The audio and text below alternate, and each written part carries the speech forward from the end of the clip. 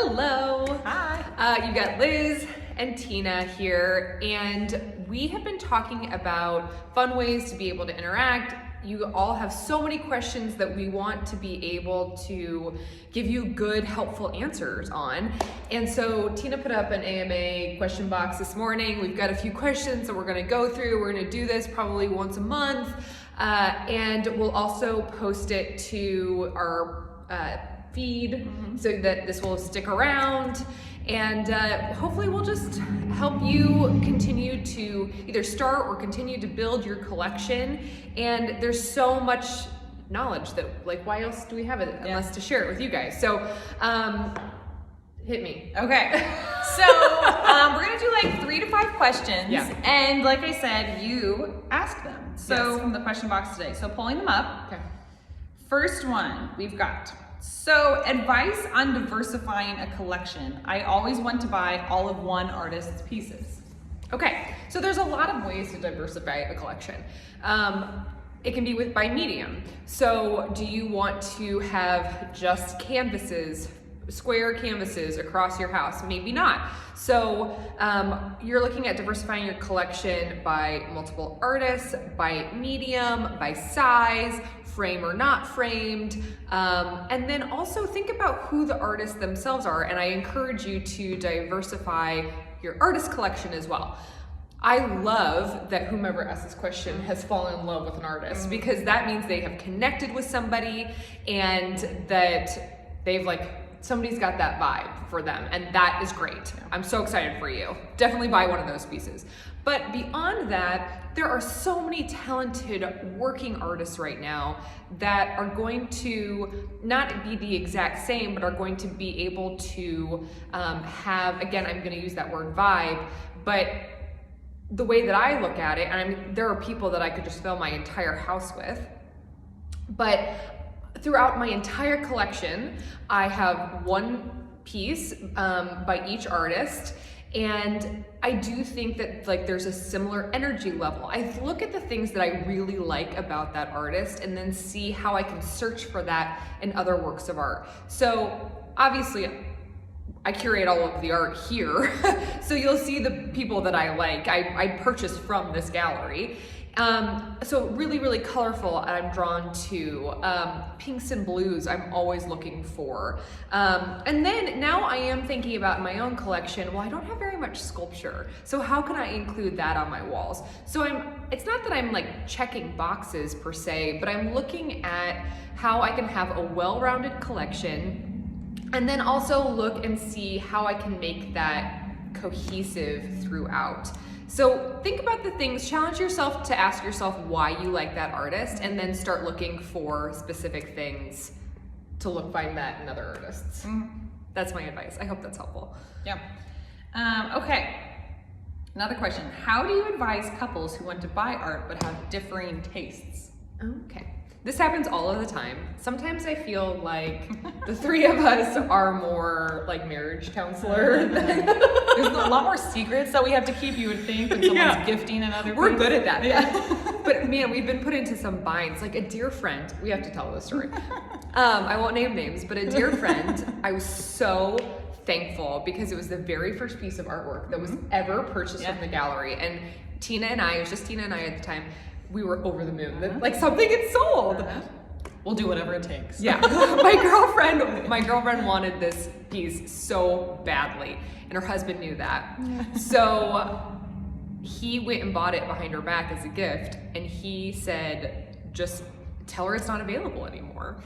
And this is one of my dearest friends. And so at the very first piece of artwork that was being sold, I was straight up lying to her face and saying, I'm sorry, what did I end up saying? I said, I feel like you blocked it out of your memory. I did, because it was, I said, oh, the artist wants it back. Oh, that's right. I said, the artist wants it back.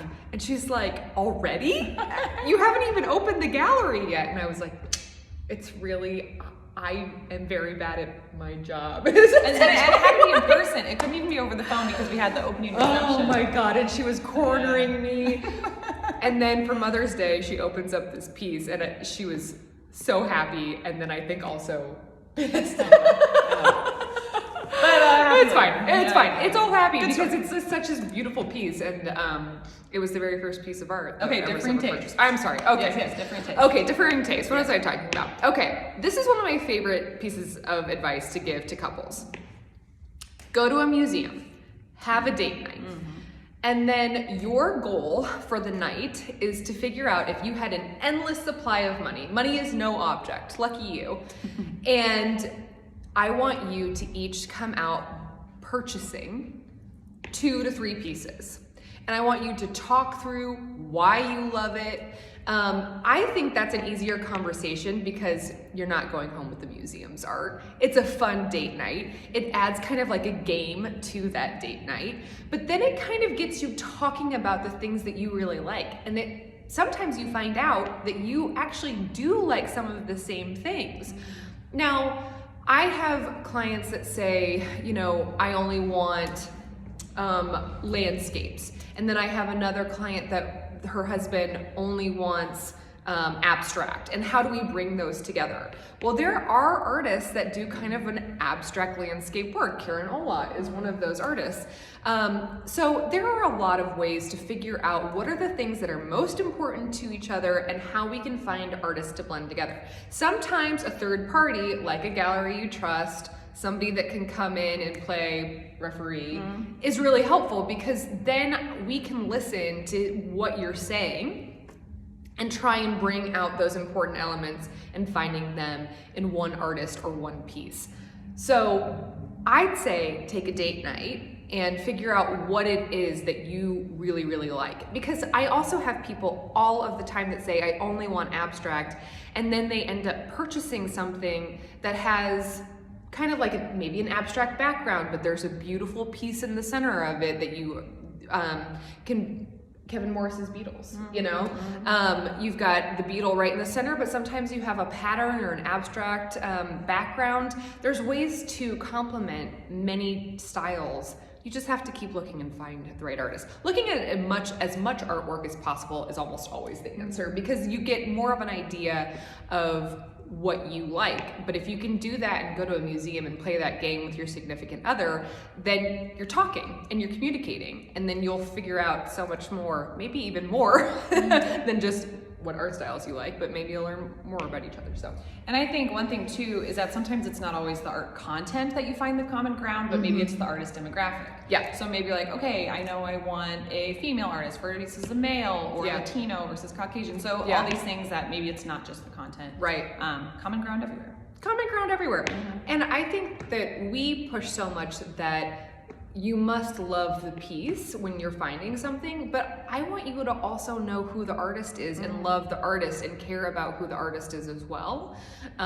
There's so many reasons for that, but that goes back to diversifying your collection and who they are, and you know, sometimes purchasing from underrepresented artists. That's something we're so passionate about here. So there's lots of things we want you to learn about. But that's why we're here. On the topic of loving a piece. Oh, okay. Okay, should I buy something I love even though I don't have the space for it in my house? Oh, sure. Liz does that all the time. So all the time. Okay, but here's how I do it, is that I think that there needs to be some willingness by the buyer to look outside of just the blank flat wall. There are so many ways to hang a piece of artwork or display a piece of artwork, even though you may not have the space. So what have I done recently? Because I'm completely out of wall space. I had a thick canvas from Logan Ledford. It was a smaller piece. I placed it on my entry table, and so there's kind of like a layered look with like a plant and then a larger piece on the wall behind it and a lamp. So you create that sort of, I'm now taking up table space is really what I'm doing. Additionally, I've started purchasing when I can find them either at the thrift store. Ballard Designs also has a great one, where it's like a tabletop easel. That's a great way to display a couple of pieces of artwork. I do that. Is that your Shannon Coffage? Yeah, my Shannon Coffage is on the Ballard Designs one. Okay. And then I have just kind of like a tabletop easel that an artist could paint on, but that's how I display my Rocky Reed. On a little corner table. And then additionally, there is a piece, or my Roma Ashowo is on my library book shelves. So I mean, you can do so many different things. Hillary Howarth, I just saw on Instagram stories. If you don't follow her, Hillary is a new artist for us. I love working with her. She's got a fabulous collection herself. And she had a really long skinny piece that she purchased, and she just went higher. So she has this big, beautiful abstract piece, and then this long skinny one that went, so she's like going up. So there's more of that like Italian, French gallery style that when you go up and up. I want you to think about, like, could you put a small piece above a door? Under kitchen cabinets, like kind of where your tile is. Oh yeah, I've seen that with carinolas. Yeah, carinolas. Those are pretty because they're small and wood, so totally fine in a kitchen. Yeah, it looks great. Yeah. Also, speaking of kitchens, on your vent hood, I've seen people do framed canvases right there. Yeah. So I mean, I think there's so many ways that you may not feel like at first blush you have the space, but let's get creative about how you're hanging artwork. Love it. Okay. We kind of answered some of these already, same vein. How do you plan your purchases, assuming you want to have a well-rounded collection? That's interesting. So I do have kind of a mental list. We have a question here. Tell me. You keep chatting. Okay. Nice up and close and personal.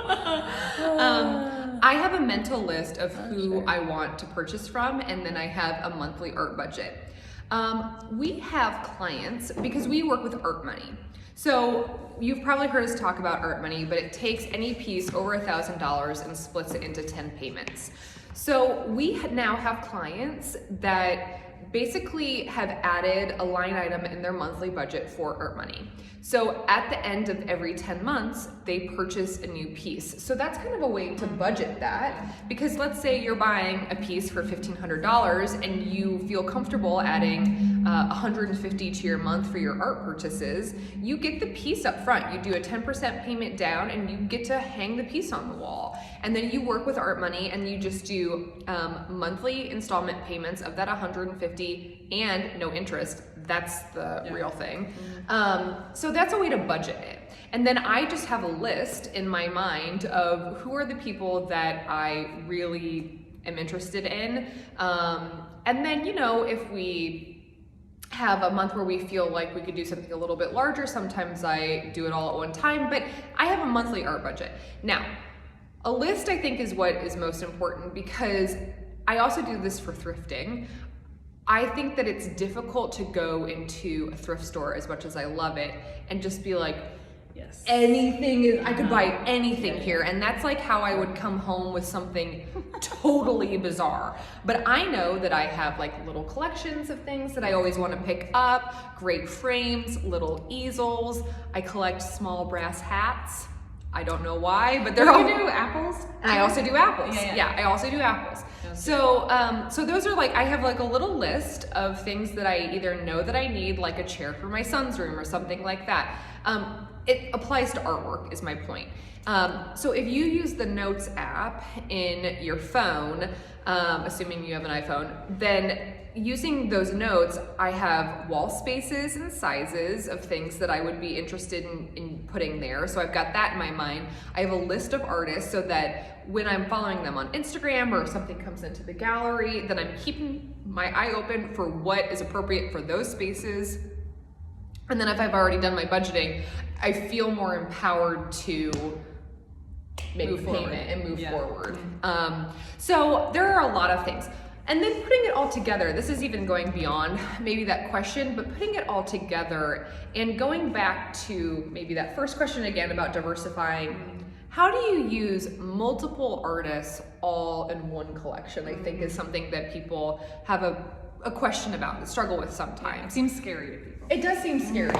And I want you to know that lots of great designers put wonderful collections all in one room. But how do you make it feel cohesive? It doesn't have to have the exact same style or color palette or a million different things, but it's the same way as if it's that kind of that old adage. If you are putting patterns together in your wardrobe or your outfit, they say that if you're gonna pattern mix, it needs to have a similar style, size, or color. And I think that actually works for artwork too. Yeah. Is there a blue that is in this Michelle Armas piece that could connect to the Logan Ledford that's behind us? There's so many things that the styles aren't the same, the artists aren't the same, but man, they look good together. And I am constantly saying, if you've heard me talk a lot before, that I think that art has conversations with each other. And that's how ultimately I end up curating any artwork or a collection, whether it's the show or somebody's collection in their home. I want to make sure that the art is having an interesting conversation.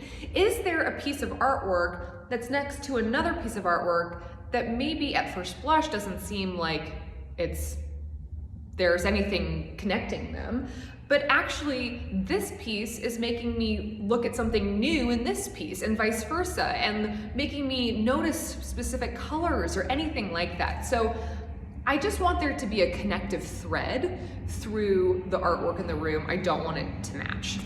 Okay, final question, because two are very similar. Okay. So someone asked in the comments here in the live, saying, I have the opposite problem of I don't have any space. I have space, I have a big wall. Oh, yeah. Where do I start? And then somebody else asked on our Instagram before, I'm looking for an abstract piece for my mantle, where do I start? So just kind of the general, what's the starting point? What is the starting point?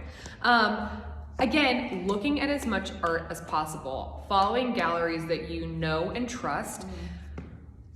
We ship probably 70% of the artwork that we sell. So I feel like what that's telling me is that I feel very thankful that our clients trust us, because most of the time they're not seeing the work in person. And so they're relying on our descriptions, our photos, our videos, and then they're trusting the three of us, knowing that we believe in this artwork, right? Absolutely. So I think that there's something to that, to being able to work with somebody and that they're gonna help you begin. We get photos of blank walls all the time. And so we can help like Photoshop in and what that looks like. Where to begin beyond that? I think the important thing is don't wait for it to be this like perfect collection. Yes. You don't have to feel like the entire room is done all at once. Don't wait to begin buying artwork. Don't wait to enjoy the room. The bloggers Chris Love Julia talk about that all the time. Don't wait to, if you're right now, dining room table isn't coming in, throw up a card table, put a tablecloth down and have a dinner party. You don't have to wait to have great times and enjoy a room and a space. Don't wait to purchase artwork. You can do it one at a time, falling in love with a piece, one piece at a time. Maybe this one piece doesn't fill up the entire wall. Do you love it? Does it bring you joy? Does it make you smile when you see it? Then purchase that piece, and then we'll talk about what the next one is. I think that there is this idea in your mind, and I fall prey to it too, that everything has to be done.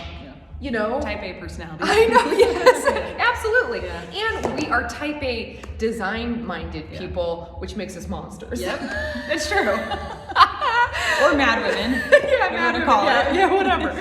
So, anyway, we're really fun to be married to. I know. Anyway, so the point is don't wait. It doesn't have to be perfect. Fall in love with one piece of artwork at a time, and then we're here, right? So we'll help you continue to build onto that. We'll help you build a gallery wall. Gallery walls are great ways to put together a variety of pieces, making them feel cohesive, taking up a really big space. If you don't follow Grace Atwood, we are really big Grace Atwood cheerleaders around here, but she has a fabulous gallery wall behind her sofa. You'll see it sometimes in the back of her adorable outfit posts, or just talking about her new space in Charleston. But that's a great space. That's a huge wall, big ceilings, big pieces of artwork paired with little pieces of artwork, a variety of styles, some framed, some not. And what I think Grace is showing there is that those are pieces that she has collected over time, that she's fallen in love with. She hasn't thought, does this go with this? She thinks, no, I love that piece. And then I think that the interesting thing that I find, even if you're not thinking about like what is that connective tissue, it ends up being that you are that connective tissue. And there are pieces that are going to represent you. And so you walk in and you see this gallery wall and you think, oh my gosh, that's so Tina. You know what I mean? Yeah. And I love that. Yeah. And it's smaller pieces over time because maybe that's what you can afford and what you can do. So all that in mind, don't wait, start purchasing. Find something that fits for your style, space, and budget. We say that phrase all of the time, but it just doesn't have to fill up the whole wall at first. It could be something small and interesting. And also, I have seen really fun installations of things where there's a big sofa, a big wall, and a smaller piece, but it's done like off center and a little bit low. Yeah. And it looks like that's exactly what they were meaning to do. It didn't have to. A big wall doesn't necessarily mean one humongous piece. It can mean a lot of different things. So be open to thinking outside of maybe what you had first blush thought, right? Yeah, and we could even thoughts about that, thinking of that off center on the couch. I've seen where they like paint a strip of the wall. Yeah. So it's like a really dramatic color. Yeah. And then they place the art over it. So yeah, there's ways to be purposeful and yeah. outside the box. Yes, we love that. I mean, we hang out here with white walls, right? But not at home. Yeah. I mean, I've got wallpaper, you've got colors. We Yeah. both have murals in our homes that we hang artwork on top of.